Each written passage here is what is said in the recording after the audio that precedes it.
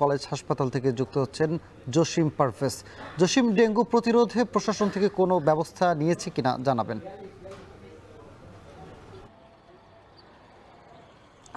সানি, আসলে আপনি জানেন যে সমুদ্র বিধৌত যে উপকূলীয় জেলা পটুয়াখালী, এই উপকূলীয় অঞ্চলে কিন্তু জলবায়ু পরিবর্তনের প্রভাবে অতিবৃষ্টি অনাবৃষ্টি হয়েই আছে। সে কারণেই কিন্তু এখন যে বর্ষা মৌসুম চলছে, বর্ষা মৌসুমে বৃষ্টির পানি জমে থাকা এবং ঝোপঝাড় জঙ্গল এই অধ্যুষিত অঞ্চলে ডেঙ্গু উৎপাদনটা একটু বেশি হচ্ছে, মানে ডেঙ্গু বংশ বিস্তারটা বেশি হচ্ছে।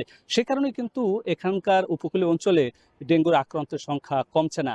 এখানকার যে উপজেলাগুলোর যে সকল পৌর কর্তৃপক্ষ রয়েছে এবং জেলা প্রশাসনের সঙ্গে আমরা কথা বলেছি, তারা বলেছে যে তারা স্থানীয় পৌর কর্তৃপক্ষ স্ব উদ্যোগে ফগার মেশিন ব্যবহার করে মশা নিধন কার্যক্রম পরিচালনা করছেন এবং যেখানে অপরিচ্ছন্ন রয়েছে সেখানে পরিষ্কার পরিচ্ছন্নতা অভিযান পরিচালনা করছেন সাধ্যমতে।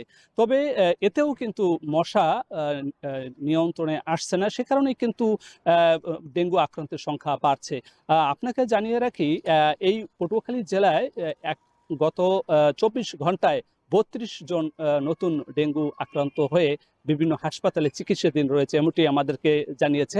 এছাড়া যে এখানকার যে বছরের শুরু থেকে এখন পর্যন্ত 1900 রোগী আক্রান্ত হয়ে চিকিৎসা নিয়েছে, এর ভিতরে সুস্থ হয়ে বাড়ি ফিরেছে 1829 জন এবং এর ভিতরে একজন মৃত্যু হয়েছে এবং এখন বর্তমানে ভর্তি আছে 70 জন। এই ছিল আমার কাছে সবশেষ। পটুয়াখালী থেকে যুক্ত ছিলেন সহকর্মী জসিম পারভেজ।